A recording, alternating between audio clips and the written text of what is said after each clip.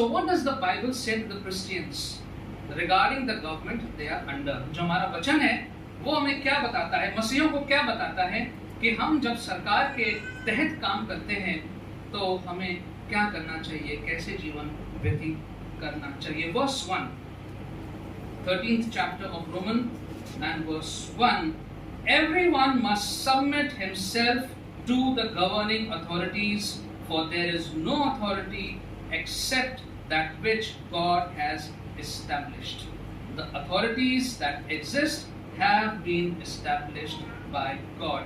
हर एक व्यक्ति शासकीय अधिकारियों के अधीन रहे, क्योंकि कोई अधिकार ऐसा नहीं है जो परमेश्वर की ओर से ना हो, और जो अधिकार हैं वो परमेश्वर के ठहराए हुए हैं. I don't think there is any metaphors used over here.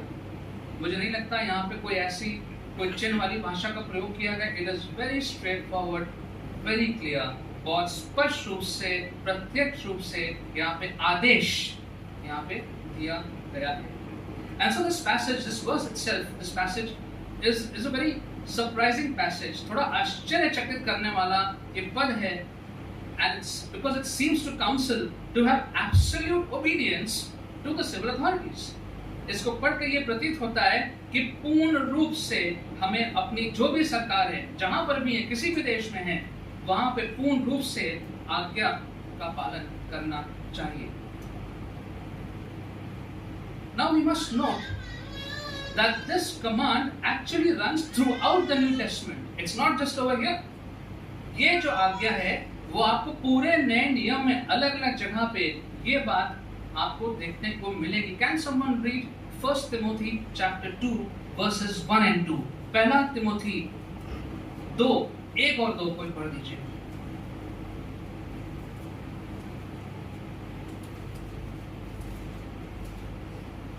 Therefore I exhort first of all that supplications, prayers, intercessions, and giving of thanks be made for all men, for kings and all who are in authority, that we may lead a quiet and a peaceable life in all godliness and reverence.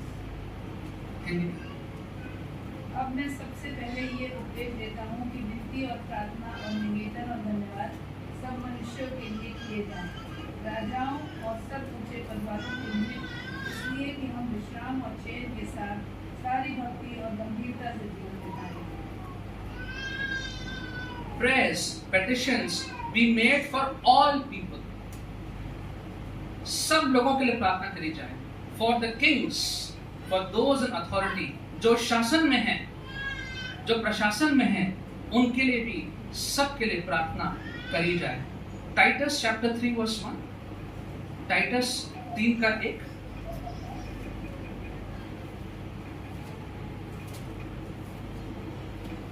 Remind them to be subject to rulers and authorities, to obey, to be ready for every good work. लोगों को सुधी दिला कि हाकिमों और अधिकारियों के अधीन रहे और उनकी आज्ञा माने और हर एक अच्छे काम के लिए तैयार रहे. Be subject to rulers and authorities and be obedient. अपने अधिकारियों के अधीन रहना है. And one more, first little longish, 1 Peter chapter 2, 13 to 17. पहला पत्रस 2, 13 से 17.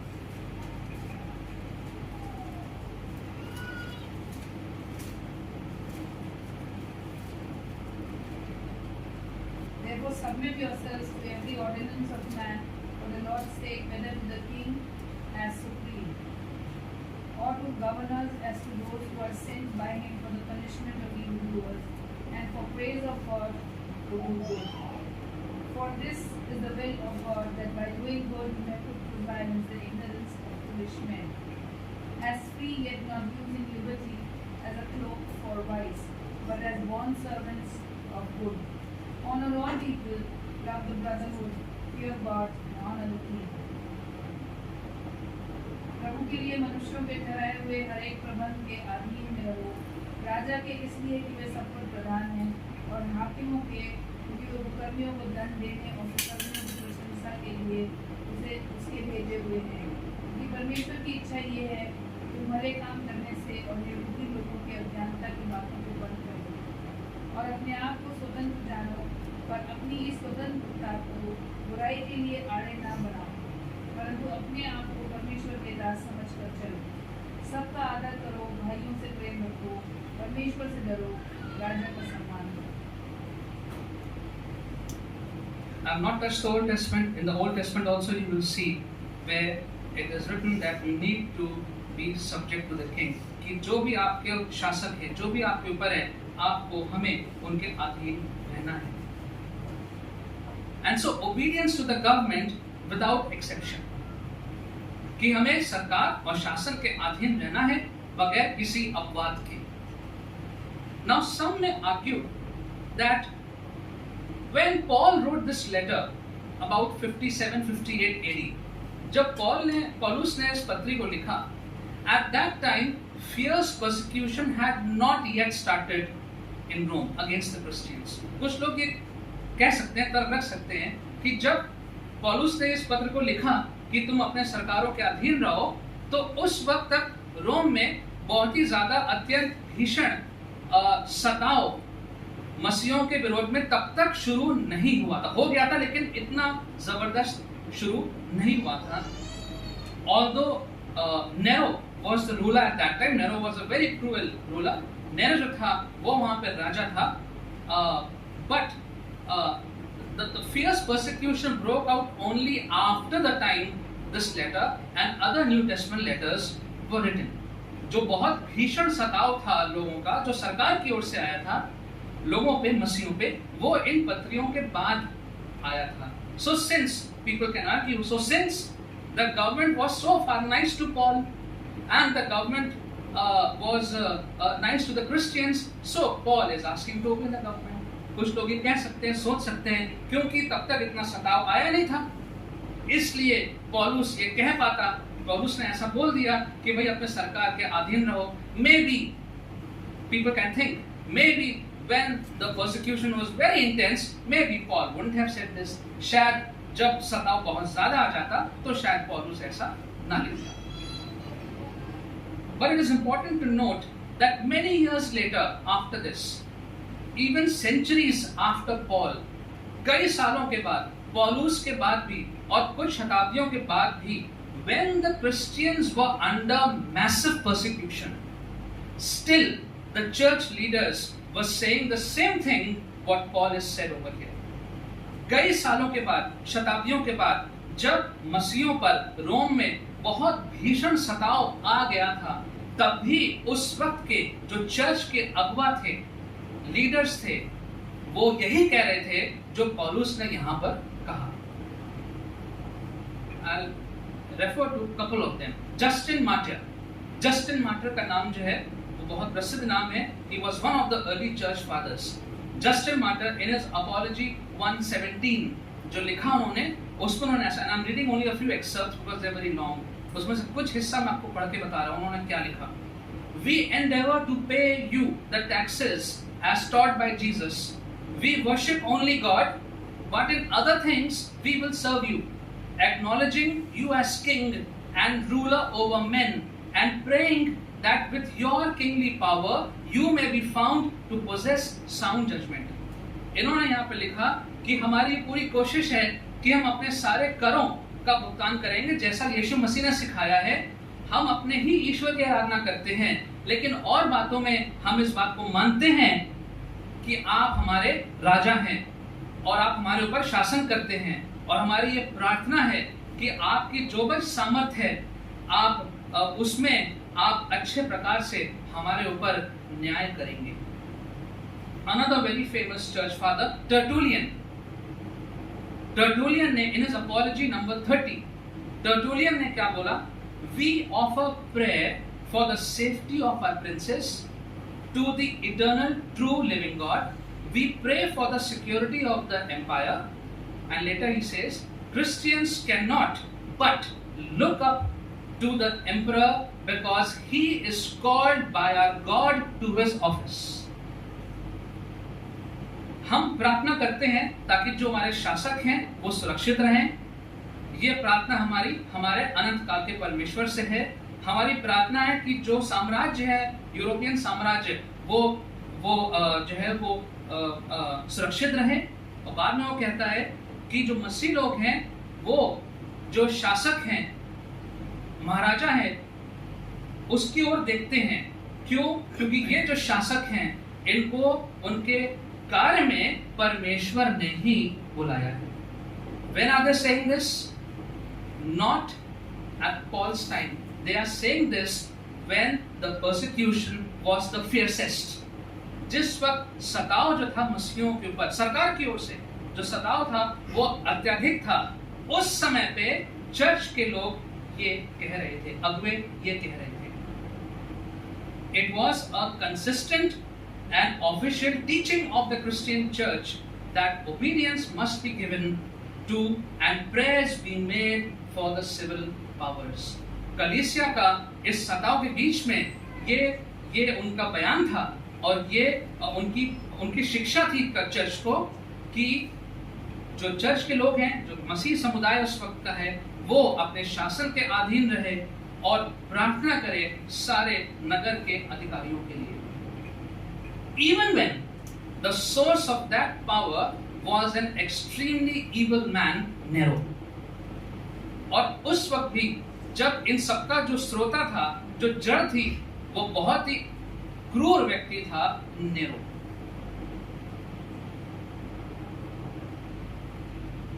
He used to burn Christians alive. मसीहों को जिंदा जलाता था। He used to burn them and use them as night lamps in his palace garden. जो उसका बगीचा था वहां पे मसीहों को जिंदा जला के उनसे रोशनी उत्पन्न करता था। A very cruel man, and for him also the leaders said, "Be obedient." कि उनके प्रति भी आप उनके अधीन रहिए। So let us draw out a few lessons from this passage. आज का जो पद है इसमें से कुछ शिक्षा हम लेना चाहेंगे, especially as we Indian Christians we are in the midst of anarchy. Let's be honest. We are in the midst of confusion. We are in the midst of political chaos. राजनीति की दृष्टि से अराजकता फैली हुई है, मालूम नहीं कब क्या होने वाला है, कोई कुछ कर रहा है, कोई कुछ कर रहा है। तो जो मसीही लोग हैं हिंदुस्तान में, भारत में, वो आज के इस पद से, बाइबल से क्या सीख सकते हैं? Especially in today's time, we all would agree that the social media is capable of detracting us to doubt or even abandon the teachings of the Bible when it comes to politics and other matters also. Social media में इतना ताकत है कि वो हमें इतना भ्रमित कर सकता है कि हम सोशल मीडिया की बातें और लोगों की बातों को सुन सुन के सोच लेंगे वही सच है, और वचन में क्या लिखा हुआ है उसको हम या तो उस पर शक करेंगे या उसको भूल जाएंगे। So here's what the word of God tells us. Lesson number 1, we see that in verses 1 and 2. पहले और दूसरे पद में, all authority is given by God alone.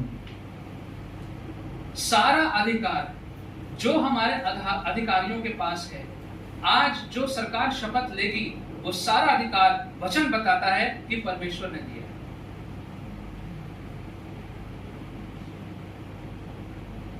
We subject ourselves to the governing authorities because they are appointed by God.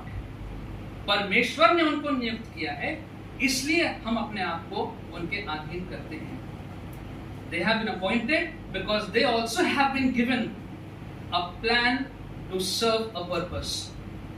जिन भी अधिकारियों को नियुक्त किया गया है, उनको भी परमेश्वर ने एक योजना दी है ताकि वो उस योजना के तहत लोगों की सेवा करेंगे।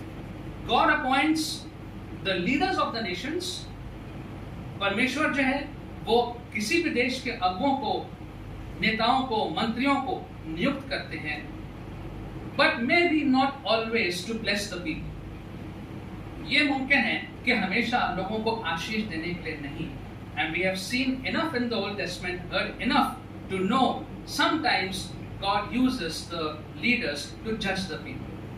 कभी-कभी परमेश्वर लोगों को नियुक्त करता है ताकि लोगों का न्याय करने पाए। Sometimes to ripen the nation for judgment. कभी-कभी इसलिए भी कि लोग जो हैं उनको प्रभु तैयार करता है कि वो न्याय के लिए तैयार होने पाए। Not always to bless the people as we would prefer. हमेशा लोगों को आशीष देने के लिए नहीं, जैसा कि हम हमेशा चाहते हैं कि हो। We see that Paul writes this letter during the reign of the Roman empire, जो रोमन सरकार थी उसके बीच में पौलुस ने इस पत्र को लिखा. There was no democracy at that time. Neither the Roman government was a special friend to the Christians. Yet Paul saw their legitimate authority. ना ही वहां डेमोक्रेसी थी, लोकतंत्र था, ना ही जो सरकार के लोग थे वो मसीहों के विशेष मित्र थे. लेकिन पौलुस ने देखा कि नहीं, ये सही बात है कि उनकी जो अधिकार है उसको हम मानते हैं, उसके अधीन में हम अपने आप को करते हैं. Now what is the danger of not accepting this command? अगर इस बात को हम ना माने कि सारा अधिकार, चाहे वो कोई भी सरकार हो, चाहे वो कोई भी देश हो, परमेश्वर ने दिया है, अगर हम इस बात को ना माने तो इसका क्या खतरा है? What's the danger? Some people will argue, how can God allow evil rulers to power? Generally, कुछ लोग कहेंगे कि जो बुरे शासक हैं, all over the world we say, our country is much better off actually as compared to the rest of the world. तो लोग ये तर्क रखते हैं कि ये जो बुरे शासक हैं, हमारा अच्छा परमेश्वर है, भला परमेश्वर है, ये बुरे शासकों को कैसे नियुक्त कर सकता है? This must be the act of the devil. ये तो शैतान का काम है. Devil is the ruler of this world. People will pick out Bible verses from here and there. लोग बाइबल में से कुछ पदों को निकाल लेंगे, कहेंगे तो शैतान का काम है. This is a very dangerous belief. ये ऐसा सोचना बहुत खतरनाक है. That would mean that governments can come to power without the sanction of God. अगर ऐसा कोई सोचता है तो उसका मतलब ये हो गया कि सरकारें जो हैं वो अपने पद पे आ सकती हैं बगैर हमारे परमेश्वर की रजामंदी के. That some other evil powers can form evil governments. कि कुछ और शैतानी ताकतें हैं, बुरी ताकतें हैं, वो भी सरकार बना सकती हैं. That the practices of evil governments is beyond the jurisdiction of God. इसका मतलब ये हो जाएगा कि अगर कोई बुरी सरकार है जो बुरे काम कर रही है, तो उनके जो बुरे कार्य हैं वो हमारे परमेश्वर के क्षेत्राधिकार से बाहर हैं.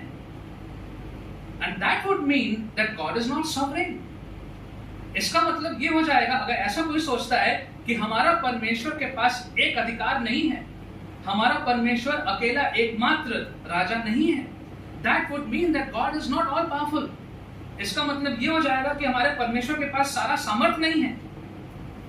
That would mean there are bigger powers, alternate powers in the universe that are operating. इसका मतलब ये हो जाएगा कि और भी दूसरे विकल्प हैं, दूसरे भी कुछ लोग हैं जो बुरी सरकारें बना सकते हैं. And that's a very dangerous philosophy. ऐसा सोचना बहुत खतरनाक है. That is why Paul says in verse 2, consequently, he who rebels against the authority is rebelling against what God has instituted, and those who do so will bring judgment on themselves. दूसरा पद मेहरबानी से पढ़ दीजिए, इसका 13 का दूसरा पद.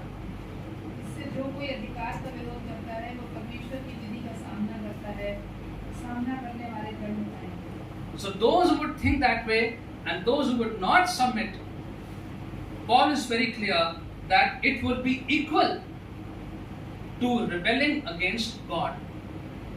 It would be equal to rebelling against God. इसका वही मतलब हो जाएगा कि आपने परमेश्वर के विरोध में बगावत करी.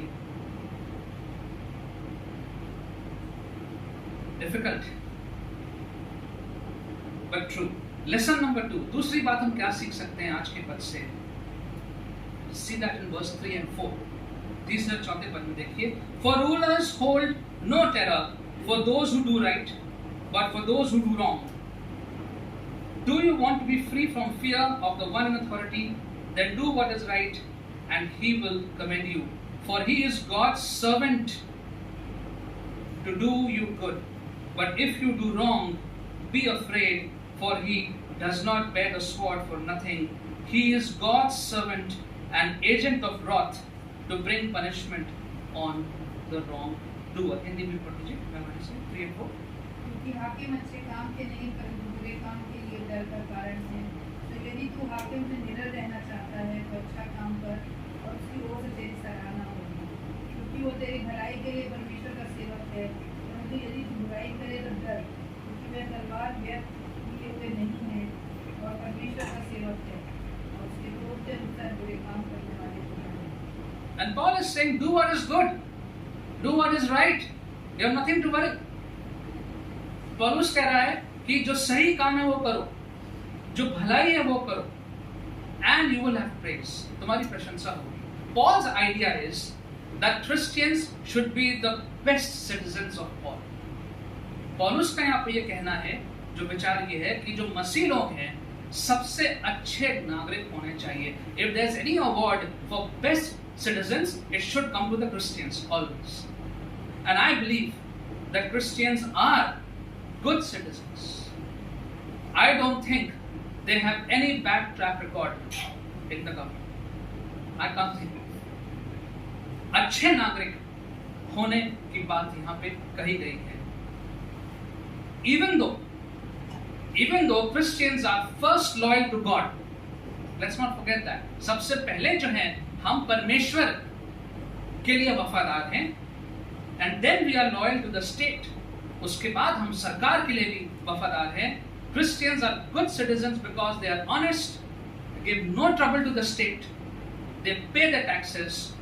Most importantly, they pray for the rulers.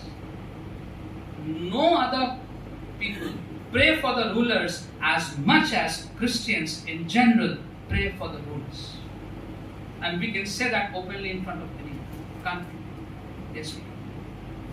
कि मसीह लोग जो हैं वो अच्छे नागरिक बने, ईमानदार, सरकार को कोई परेशानी ना दें, अपने करों का भुगतान करें, और सबसे विशेष बात यह है कि अपने देश के लिए, नेताओं के लिए प्रार्थना करें. Verse 4, Paul says, the one in authority is God's servant. That is what verse 4 says. Paul says, for he is God's servant. We think only pastors, leaders, evangelists are God's servants. But the word of God is saying that these rulers, authorities, irrespective of who they are God's servants. लोग सोचते हैं कि जो पासवान हैं, evangelist हैं, प्रचारक हैं, यही परमेश्वर के सेवक हैं. यहाँ लिखा हुआ है कि ये जो शासक लोग हैं, चाहे कोई भी हो, ये भी परमेश्वर के सेवक हैं.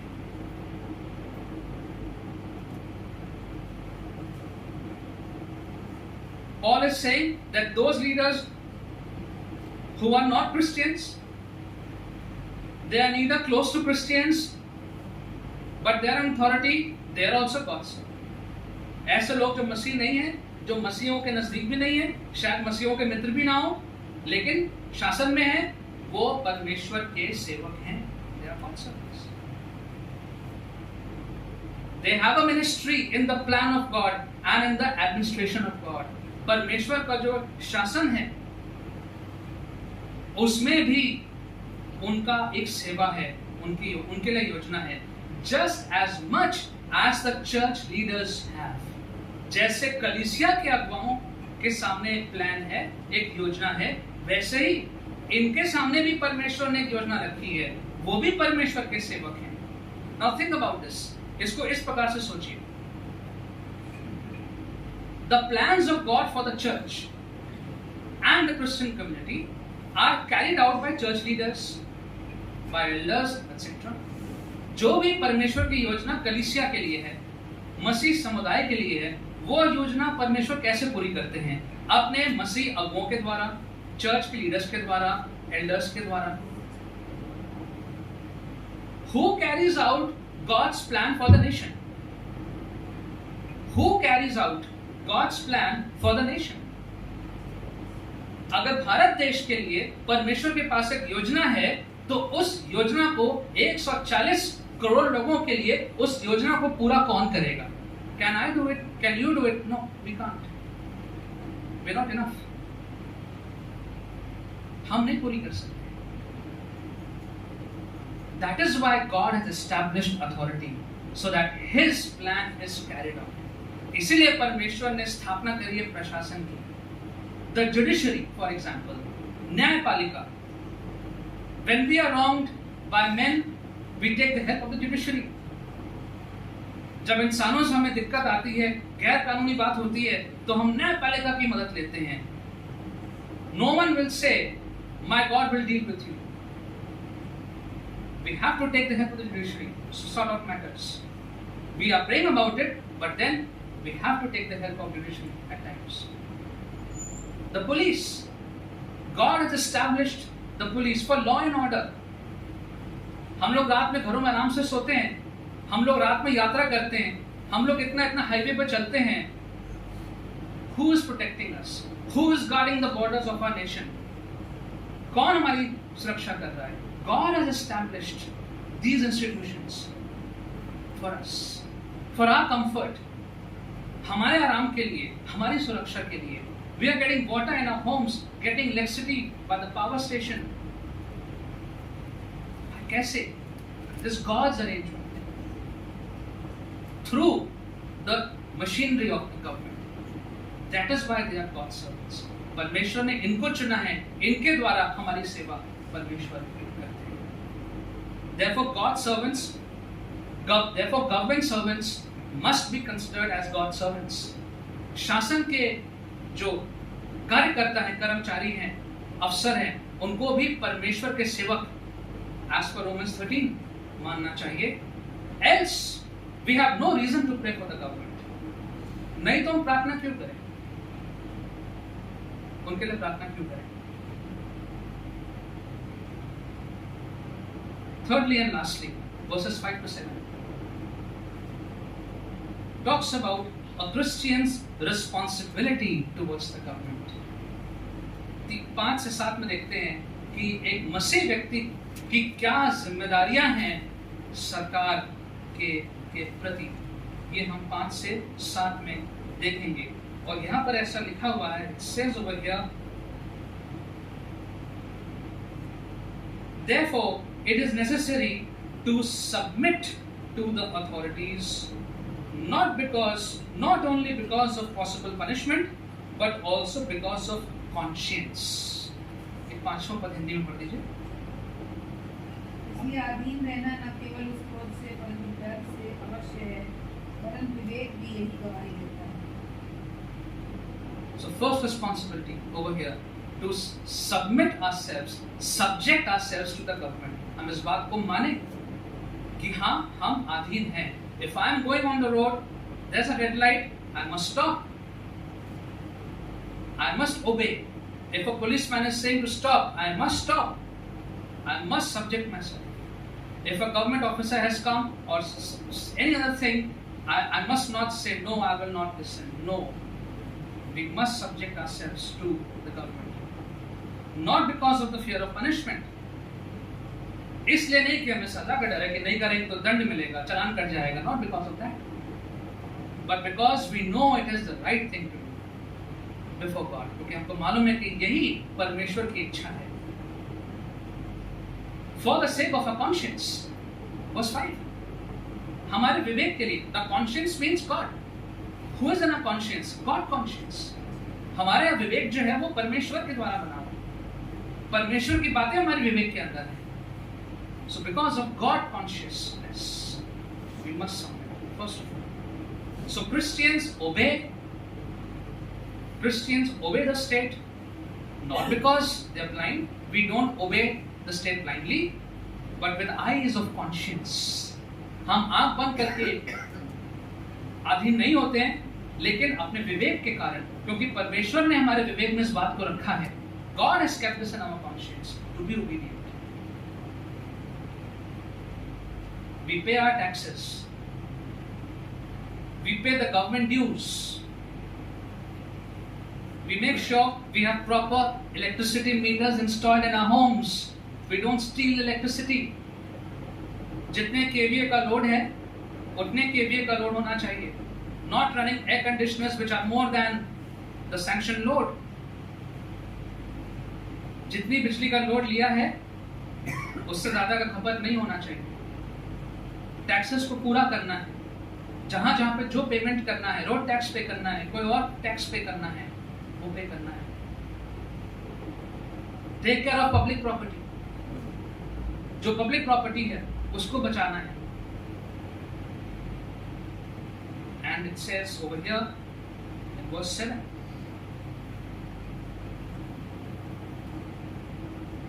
if respect then respect, if honor then honor. The last one, honor and respect government servants. परमेश्वर के जो शासक हैं, सरकार के जो शासक हैं, उनको हमें आदर और सम्मान भी देना है। So when we think of the government, जब हम सरकार के बारे में सोचते हैं, don't just think of politicians. केवल नेताओं के बारे में मत सोचिए। When you think of the government, think of the entire government machinery. जो पूरी सरकार की जो तंत्र है उसके बारे में सोचिए। Think of the IAS, IPS, IFS officers. उन अधिकारियों के बारे में सोचिए। Those who are working tirelessly for us. I have a neighbor in our building, and I know that his family was supposed to go for a vacation to Nainital.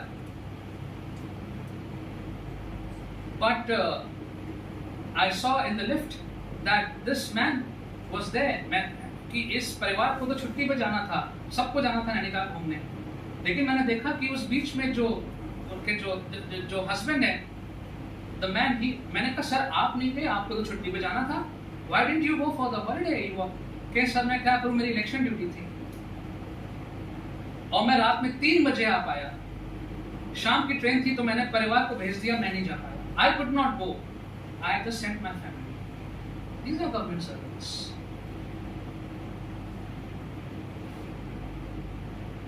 God wants us to perform our duties well in the democratic process. जो लोकतंत्र का जो पूरा कार्य है, परमेश्वर चाहता है कि उसमें हम अपना कार्य करें। Where we have to give opinion, let's give opinion. Where we have to raise a concern, let's raise a concern.